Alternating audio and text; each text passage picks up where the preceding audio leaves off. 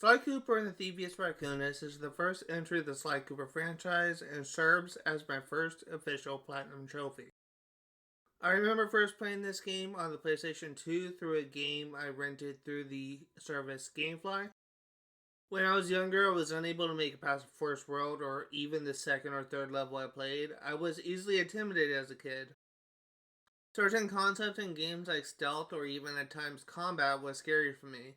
So when I had to sneak past security systems or attack certain enemies, it pushed me away from this game and the series as a whole. Since I started my channel, I wanted to cover PlayStation 5 and stream myself getting my first Platinum Trophy. However, when I started streaming, it was during the COVID pandemic, and when the PS5 and Xbox Series X was released, it was incredibly hard to get a hold of a console. I wasn't able to get a PlayStation 5 until 2023, and even when I managed to get a hold of one, I wasn't sure if I could reliably stream PlayStation games for more than 4 hours at a time. So for the first couple live streams of Sly Cooper was me treading the water, trying to figure out what I can and can't do for streaming PlayStation games on Twitch. Once I started streaming Sly 1, I had a blast, more or less, and the feeling of getting my first official Platinum Trophy is something I will never forget. The game opens up with the heist of the main character, Sly Cooper, breaking into a police building to steal a file on him held by Inspector Carmelita Fox. In this mission, we are introduced to the secondary protagonists, Bentley the Brains and Murray the Bronze. And we are also introduced to Carmelita herself, who presents herself to be the officer in charge of bringing Sly and his gang to justice. After Sly escapes with the file, we get a backstory of Sly and his friends. We learn that Sly comes from a long line of master thieves who steal from criminals rather than from citizens as a potential twist on morality. We learned that when Sly was young and a group of criminals called the Fiendish Five broke into Sly's home, they killed his father and stole the page of the Thievius Raccoonus, a journal of sorts detailing thieving secrets Sly's ancestors have developed and documented in their life. Sly was orphaned and sent to an orphanage where he met his friends Bentley and Murray, where they eventually enacted their first heist, stealing a cookie jar. Since then, the three have been inseparable. After this flashback, the goal is introduced, where Sly wants to confront each member of the Fiendish Five and recover his lost birthright. Each member, apart from the last, has their own backstory, which the writers have tried to make appear more sympathetic. Sir Raleigh was wealthy, got bored of his life of privilege, and decided to turn to piracy. Not the steal music on the internet type of piracy, but the high seas type of piracy. Mugshot was initially a weak character who was bullied as a child before he was inspired by the mob movie called The Dogfather, play on words of the movie The Godfather, and he decided to become strong and eventually run his own mafia-style gang. Miss Ruby was a lonely child obsessed with the occult that the other kids were afraid of, which prompted her to become entranced with the occult as an adult. Panicking was a poor child who was fascinated with fireworks to the point that he created his own fireworks to show to a rich citizen. The wealthy person was disgusted with his homely appearance and sent him on his way. The Panicking grew upset and used fireworks for crime. We see the childhood and or past of every antagonist except one, and we get an understanding of why these characters are the way they are. The only caveat is the final antagonist, which I will explain later. As someone that plays the morality in my novel project, I appreciate that the writers took their time to write a backstory for the antagonist as a way for the players to get a better understanding of why these characters are the way they are. The problem with the story is, apart from slight world building in some of the missions, the most we get in relation to the story is before the start of the world and after the defeat of the boss. The basic premise of the story follows the same structure until the final world, where they change things up. You are introduced to the main antagonist, you complete some levels for keys to unlock the second half of the level, you complete some more levels for keys to unlock the boss, you fight the boss and move on. The basic structure continues until the fifth and final world, with the only form of narrative story being at the beginning and end of the individual world. This is a far cry from the games that follow, where every single mission serves to expand on the story of the individual world and or episode you are engaged in. As I said, the plot structure and character background remains the same until the final world, where the last member of the Fiendish Five is handled differently.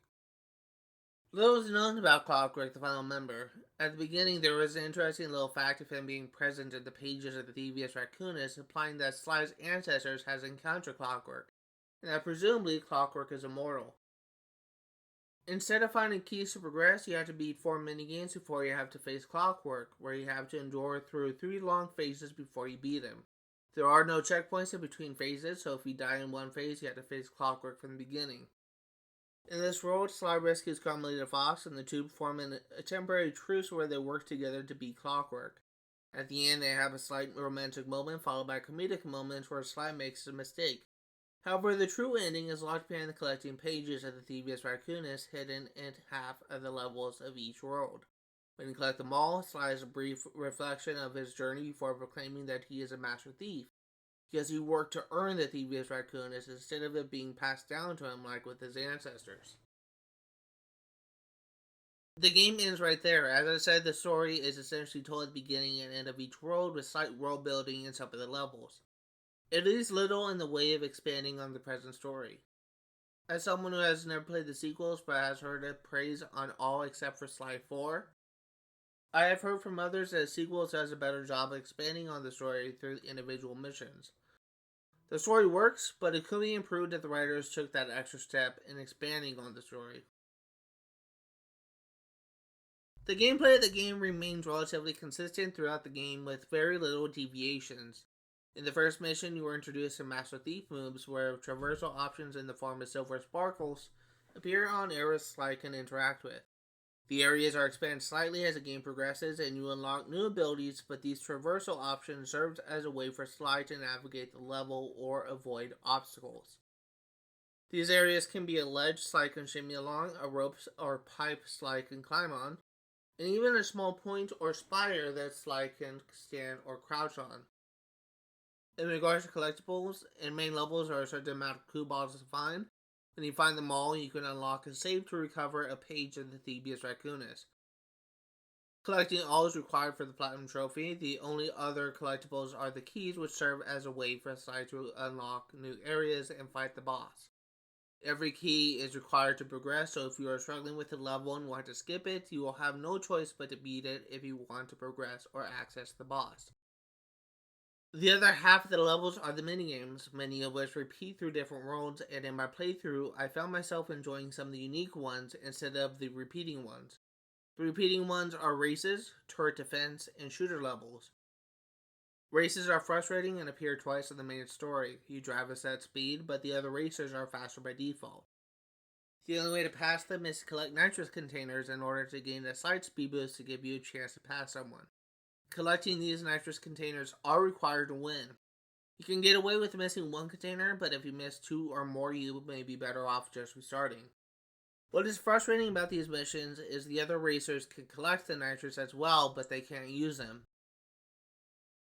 There was a lot of rage involved in my playthrough where racers kept collecting the containers, forcing me to restart as I was unable to gain a speed boost to pass everyone and win a small 3-lap track. The defense missions come up 3 times in the story, 2 where you are protecting Murray, and 1 in the last world where you are protecting Sly. My main problem with these missions was the controls of the chart themselves. Sensitivity is an issue with these minigames where if you just hold the left analog stick slightly in one direction, you will overshoot your mark by a large margin. I found myself relying on tapping in a direction with the analog stick. I still overshoot my mark by a smaller margin. In some games, you can adjust the sensitivity of aiming in first-person shooter games. I did this for aiming in Overwatch and in Call of Duty Multiplayer. The issue with sensitivity can be resolved easily by simply adding a setting in the menu to adjust the responsiveness of the aiming. However, since there isn't an option for this, you are stuck with using the overly sensitive controls and just hope you get lucky. The last repetitive variety is the turret missions that repeats 3 times in the story. These missions have you driving a vehicle and Sly shooting targets that are threatening him on a given track. The only difference is the last repeated encounter in the final world where Sly's turret has more range, but Murray is driving, and you have no control over the van itself. Meaning if you fail to destroy a mine on the track, Murray will not stop and instead will run over it and take damage. This may be my least favorite variety as it filled me with rage on multiple occasions. In the first 2 encounters, you are traversing along a long track where you shoot obstacles and enemies in the way.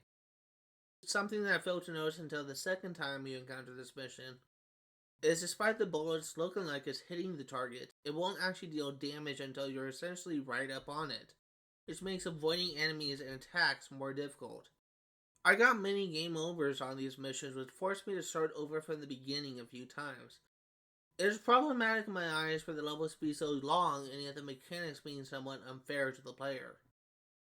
The last iteration of these missions, you have to deal with the problematic sensitivity of aiming with the turret that I explained with the previous section. These missions are infuriating to say the least. Luckily, they only show up 3 times in the story, so in my eyes, it doesn't really overstay its welcome. The more unique minigames are ones I found myself enjoying a little more due to how different they were. These minigames can be something like collecting 50 chests before a crab collects one, running over a fish for fuel to light torches, and defeating 30 chickens so a ghost can make gumbo. Don't think about it. There aren't that many unique minigames, as most of the levels are dedicated to the main levels and the repetitious and problematic minigames I listed earlier. However, I still enjoy these minigames a lot more than I enjoy the others. The bosses are essentially all gimmicky. So Raleigh the Frog requires you to avoid his jumps by either circling the arena or avoiding his pounces on a platform. When he lands, he spins in circles, forcing you to jump over his tongue, and when he is finished, he is open to attack. Complete the cycle 3 times and you beat him. What took me a while to figure out was you were supposed to do a single jump instead of a double jump, which is what I was doing before. I actually died a few times to Raleigh because I was getting too much air for the double jump and getting hit by the second rotation of Raleigh's tongue. Mugshot requires you to rotate all the mirrors to a specific point 3 times, causing Mugshot to overheat his guns and damage himself. First 2 phases, you rotate the mirrors at crystals. Final phase, you rotate the mirrors to Mugshot. If Mugshot shoots at a mirror, he can rotate the mirror himself. He fires a semi-automatic weapon, and you are intended to use the crystals or the mirror to block his shots and flip the mirrors when you have an opening. Miss Ruby's Fight is a rhythm game which I struggled with. Typically, you are supposed to hit the button prompts in time to the music. However, to avoid copyright, I had music disabled, so I had to figure out the timing myself. The button prompts get faster as the phase progresses, and when you reach Miss Ruby, you have to avoid her attacks and hit her with your cane. Apparently, the version I was playing on, the Sly Cooper HD collection, had a bugged Miss Ruby fight, where the musical cue signaling you to press the button was slightly off, meaning if you pressed the buttons in time with the beat, you would fail. Again, since I had music disabled, I didn't experience this glitch, and I had to figure out the timing by eyeballing it. I should say that I dislike rhythm-based games in the games I play. I remember games like Yakuza and Sleeping Dogs had to press buttons in timing with the song that I was playing, like when Kiryu or Wei Shen is singing karaoke. So this boss is my least favorite despite it being an easier boss in comparison to Clockwork. Panda King forces you to avoid his attacks and reach his platform to beat him with your cane. I found this boss to be the easiest fight as I simply ran circles around the arena in a spiral pattern, slowly ascending to Panda King's platform, beating him with my cane until he pushes me to the bottom of the arena. There is not much to say about this boss, as I beat him the first try. Despite him being the second to last boss, I consider him the easiest. Clockwork is fought in 3 phases. The first 2 have you avoid Clockwork's attacks, which are electrified rings that you have to pass through the sensor to avoid damage, while shooting at the parts of Clockwork's body that Carmelita makes vulnerable. Do this twice and you have a possibly timed platforming session where you have to platform to Clockwork's head and beat him with your cane until he is defeated. I am assuming he is timed as Bentley applies it is timed. However, I have no idea what happens if you take too long. The first 2 phases you are flying with the jetpack, and there is an option to invert the controls of the jetpack in the settings, which I had enabled at the start of the fight. I found it easier to control the jetpack when inverted flight is disabled. I got many game overs during the said fight, but this is essentially how the final boss works. The final element of the gameplay is something that isn't required for the Platinum Trophy, but is required for 100% completion, which is the Master Thief sprints. There are shortcuts and out-of-bounds tricks you can take to trivialize some of these sprints, but the ones that require you to play legit are especially difficult. The first two streams where I covered these challenges, I was sick with a viral infection and I was playing like crap. I kept making the same mistake and it was hard for me to focus on the game, much less commentating for Twitch. And I found myself ending the stream early. The one stream I wasn't sick, I was able to beat the rest of the sprints a lot easier. I highly encourage anyone struggling with these sprints to check out the YouTuber Cooper Curse and his guides on completing the Master Thief sprints. He has two different versions of guides. One of them is a playlist with videos for each level, and the other is an hour-and-a-half version where he does all in one video. Both versions had different routes, so if you are struggling using a shortcut Cooper Curse uses in one guide, check the other and see if the other route he uses is better. Completing all Master Thief sprints and getting 100% game completion gives you a behind-the-scenes video focusing on the development of the game. Unfortunately, though I tried to show this off, I got flagged with copyright in my video, so I had to mute it. The level design is something that the developers I feel did a great job. In some way, many of the levels serves as a form of world building for the boss of the given world. For example, in World 1, there are a few levels that seem integral to Raleigh the Frog's operation. One has you go into a furnace-like level that is implied to be powering the weather machine that Raleigh controls. Another is a vault with disorder wealth procured by Raleigh that is protected by multiple security systems that Sly has to navigate. The third level is a graveyard of ships that presumably Raleigh destroyed in his life piracy. Most of the levels serve as a form of world building that in some ways is connected to the world's boss's operations. On the surface, I can see an average player seeing these levels as more or less a simple design with no connection to the boss. But there is a connection there if you peel back the layers and pay attention to the introductory dialogue from Bentley. The issue I have is the boss has very little interaction with the player whenever Sly affects their operations by stealing their guarded keys. There may be a slight comment every now and then from the boss through a loudspeaker, but it seems lacking. I would like to hear more layers to their dialogue. For example, in Raleigh's world, the level where you explore a furnace-like level is said to power the weather machine, into Sly destroying a complex machine, potentially developing the weather machine itself. Despite the implications from the level, Raleigh doesn't comment on this. He and every other boss only comments about Sly stealing keys, not of the risk he poses in disrupting their operation. The only exceptions that come to mind is Miss Ruby and Clockwork himself. Miss Ruby has a line where, possibly due to her knowledge of voodoo, knows and even calls out Sly Cooper in an intercom announcement. She even offers a threat to him for causing her trouble. Clockwork anticipated Sly's arrival and set a trap for him using Carmelita as bait. Every other boss only comments about Sly stealing their keys and not Sly killing many of their crew or possibly disrupting their operations. For Mugshot, the level where Sly infiltrates his casino and possibly damages his equipment and kills the crew, Mugshot doesn't comment on this. You would think for a casino, which could be his most profitable asset, being ransacked by Sly, he would have more to say, but he doesn't. The designs of the levels themselves follow the theme of the world and never deviates from it. The environment is beautiful and well detailed, and the platforming offers a decent challenge for the player. However, the strength I feel of the individual levels is not the design of them, but its implications and connections to the story and the individual boss. If you make it a point to collect every clue bottle of every main level and open the save, you will get a vast majority of the trophies simply by playing the game. There are more unique trophies like collecting 1 coin, 60 coins, and 99 coins, but you should get those trophies easily without even trying.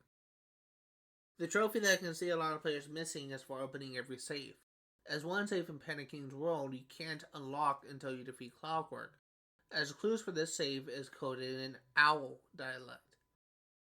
I can see many players ending their playthrough once they beat Clockwork and not going back to Panic King's world to open that last save. For me, the open all saves and the trophy for the move hidden within that last save was the last trophies I was missing for the Platinum Trophy once I reached the end of the playthrough. When I went back and opened the safe, I got the plat. Overall, earning the Platinum Trophy is pretty easy, as so long as you are doing everything in the game as far as opening safes is involved. Completing Master Thief sprints are not required for the Platinum Trophy.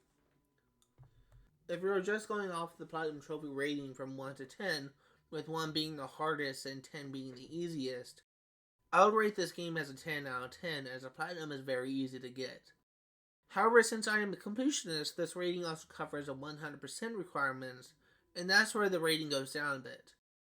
If you have gotten the Platinum Trophy, then the only thing that should be missing is a Master Thief Sprints. This is the hardest challenge the game has to offer. For about half of the levels, you need to be flawless in your runs. However, there are shortcuts you can take that can shave as little as 10 seconds to as much as a minute in the run. I was kind of surprised with the amount of out-of-bounds glitches I was able to take in Miss Ruby's world. That takes off 90% of the level in some cases.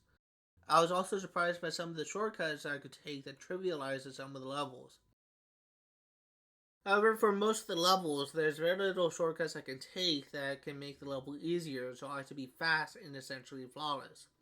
Because of the difficulty of these Master Thief Sprints, my final rating of this game is a 9 out of 10.